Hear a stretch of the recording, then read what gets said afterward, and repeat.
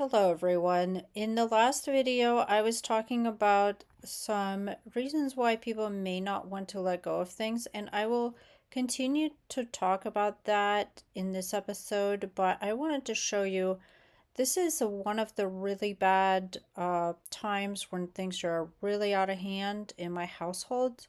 I think at this point we had guests over, so we were using the living room for us to sleep in. We were given the guests the living room. We were doing a lot of activities.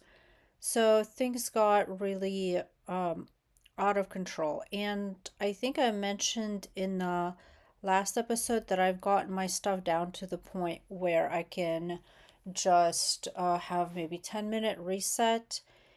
And here you can see just in a couple of seconds, just the living room, what a 10-minute pickup look like after what you just saw. So here's the finished product of the 10-minute pickup in the living room that you just saw was a complete disaster.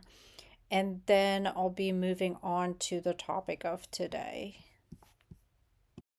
I wanted to make a more detailed rant about what I touched on in the last episode, which was number 13. I have a lot more to say about the specific hangups which prevent people from keeping their house under control. There are two main categories that I'd like to talk about. One is kind of like holding on to things, and the other one is once you decide to let go of things, what can happen then to make the process needlessly painful or more uncomfortable than it should be. So first off, there's what I've mentioned in the other episode is the modern inability to put yourself in the present moment. There are a lot of reasons why so many of us have these scarcity patterns, which make us hold on to things for a rainy day, just in case. And that's totally logical. But what ends up happening is that we live for some hypothetical person who may or may not exist in the future, like the ideal us, the us who's gonna do that gigantic puzzle, or the us who's gonna knit that rug, or get back into sewing or knitting, or you name it, whatever it is. And those things are great aspirations to have. And unfortunately, having your space out of control will prevent you from doing those things more than anything else. And what ends up happening is when you do let go of those projects that you really wanted to get into at some point, when you let go of the stuff associated with those projects or the books that you've been meaning to read, so much bandwidth opens up that you are a lot more likely to pick something up, either the thing you were intending on or something completely unexpected. And if you're someone who's followed me for a little bit of time, you know that I like to think of things as on the spiritual level as well as the physical. So I'm a strong believer in that letting go, whether it's like thought patterns or physical objects, will free up space for something else to come in, which is not going to be exactly what you maybe anticipated or thought, but it's going to be aligned with who you become through those letting go sessions, no matter how small they are.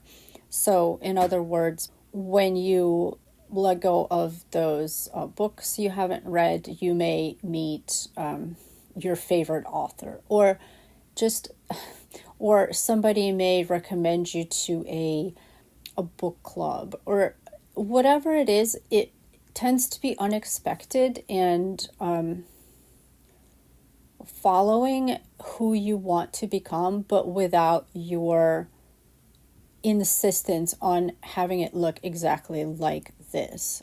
Those things that you try to hold yourself accountable to, but they just don't materialize. And a lot of the times that's because your life is like your space and your mind just don't have the bandwidth to hold those projects you want. And when you let go of them, as painful as that might seem, because a lot of it ties into identity. Like if I get rid of all of my photography supplies, then I'm no longer a photographer. Who am I? I've dealt with this with painting. I used to have a lot of large canvases that were on stretchers. Like a couple of those I think I may have rolled up, but I did get rid of the stretchers. I think I gave them away, and somebody else can use them and restretch their own canvas. A bit of it was very uncomfortable, because if I am not this person who does these things, then who am I? And it's like a really existential crisis. Same for things like kids stuff, kids toys from a certain age, where you're consciously or subconsciously letting go of a part of your identity. And that could be very difficult for people to do. That leads us into the next big pitfall, hang up, which is even after you decide to let go of those things, be it kid stuff or craft, hobby supplies, clothing. Clothing is another one, and I touched on this before, that people hope that their future self will be able to fit into a certain size that they used to have, or that they're still holding on to because they want to be that person. But that serves as a constant reminder that they're not there yet. So it creates this background signal that's like contradictory and unpleasant, because we're not happy and comfortable where we are right now, because our future self is going to be so much better, and it's going to be able to like fit into those clothes and do all those projects, and that may or may not happen.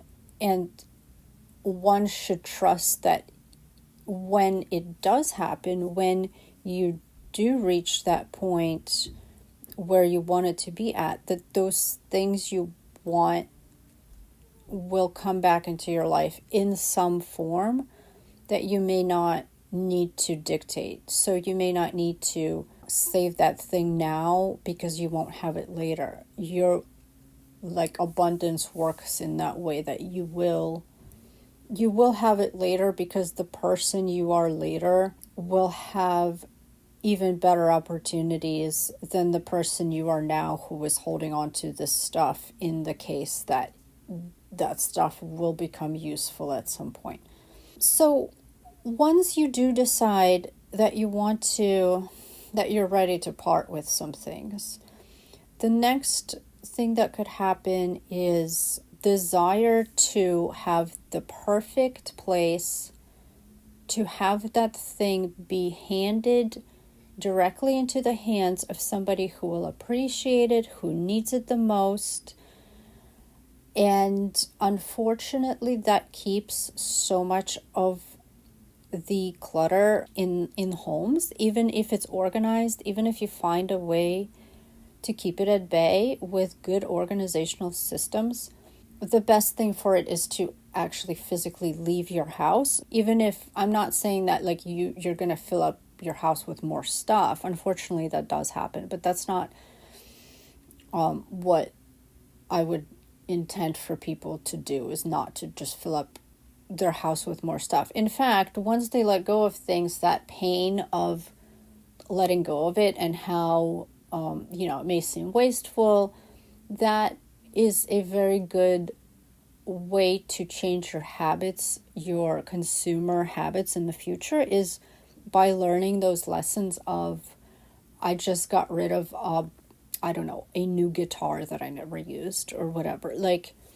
in the future, when you see something else you want to pick up as a hobby, you might just skip it because you've learned how difficult it feels to get rid of a perfectly good new object that you just don't have the space for because you've never used it.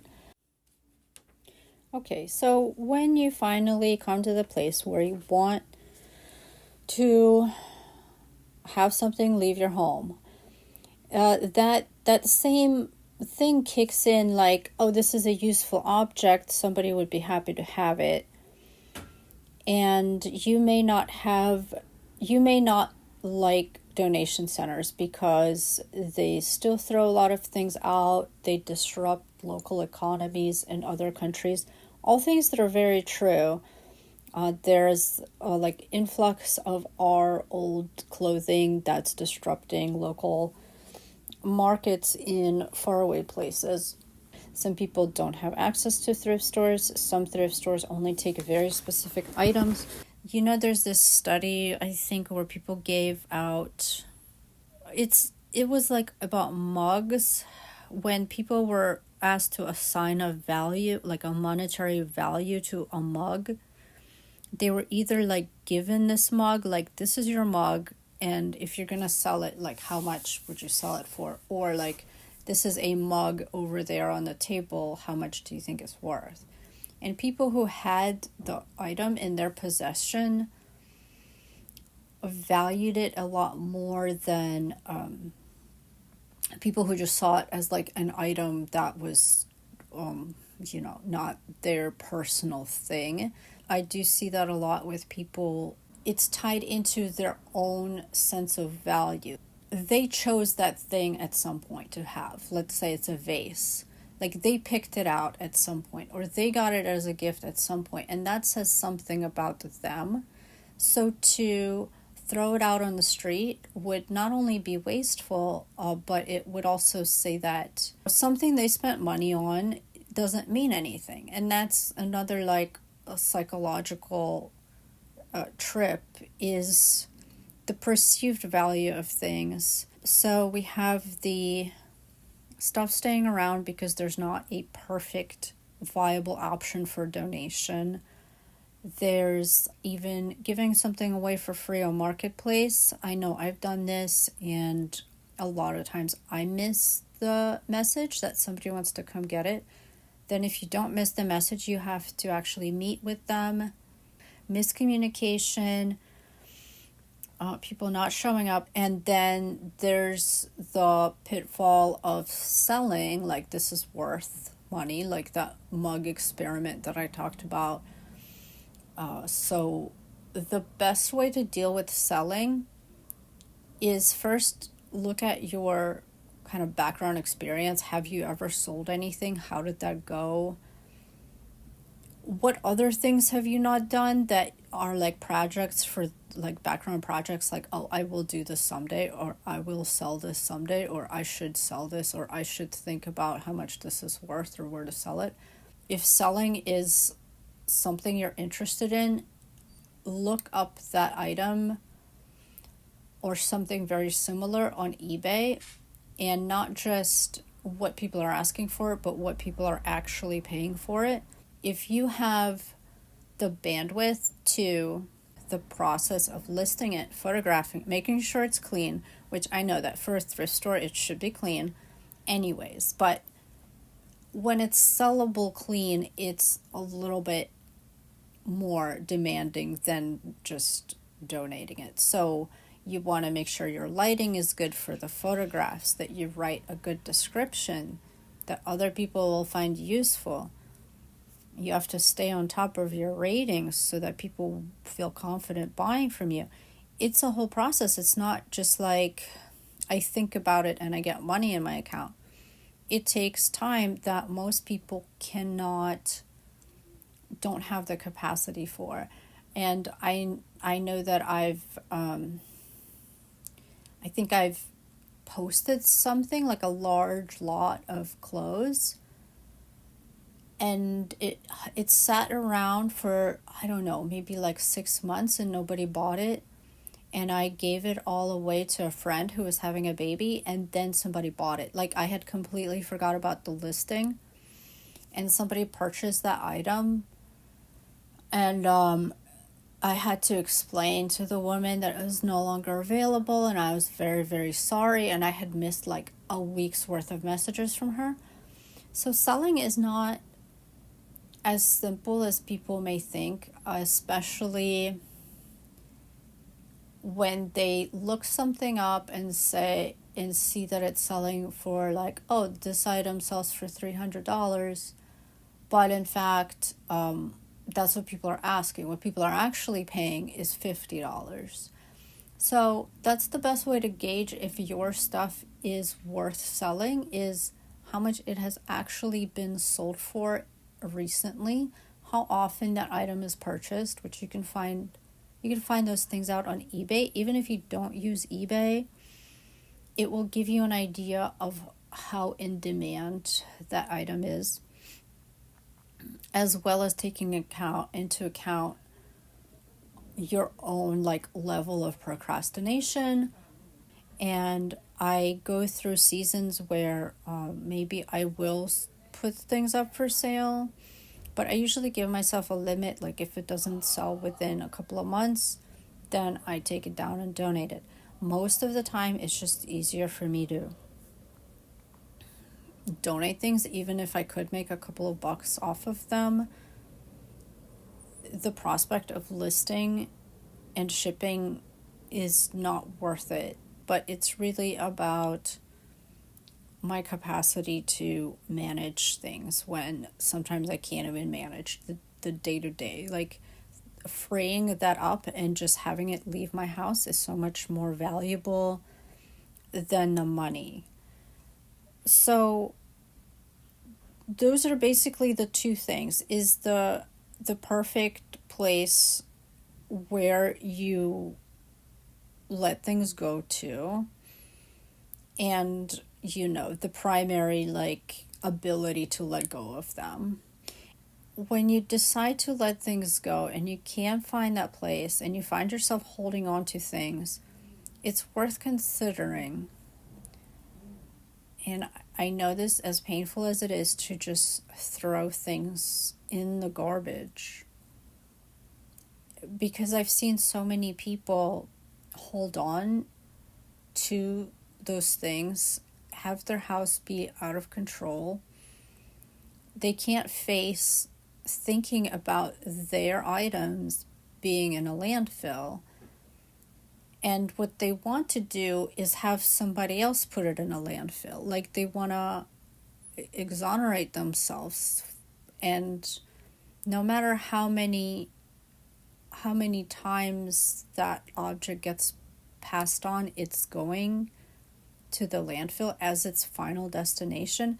So I think the key to focus on is your spending and your consumerism going forward. And I think that an object that was well used and whatever is broken or is no longer functional is so much easier to let go of than a bunch of things you never use because you thought you would, and they're perfectly good, but you held on to it because of some future self, and now you have too much stuff. So I think that will really influence the way that we all acquire things when it's actually uncomfortable and painful to get rid of them, in the imperfect way, in the throwing it out in the trash way, in the not waiting an entire year until you can find the right person to give it to, trying to like schedule meetups with people to give stuff away. I know that in the perfect world, we would have a perfect solution, but a lot of times that ideal solution is keeping us from living the current life in the current house that we have with the current seasonal things. And I think that once we pare down to the essentials, that we can actually be better people in the world who do better things and make better decisions, who don't have a burden, a dread of coming home because of their stuff.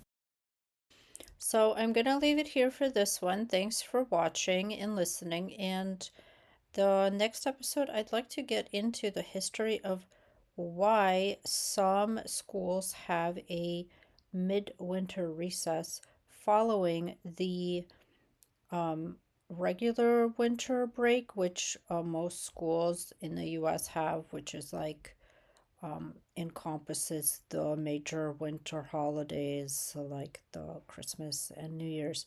So I was very surprised to find out the reasons. I'll go back to 1973 in the oil shortage crisis, and I was doing a deep dive about like how that came about and why that's still relevant today. So stay tuned for that one. Thank you again.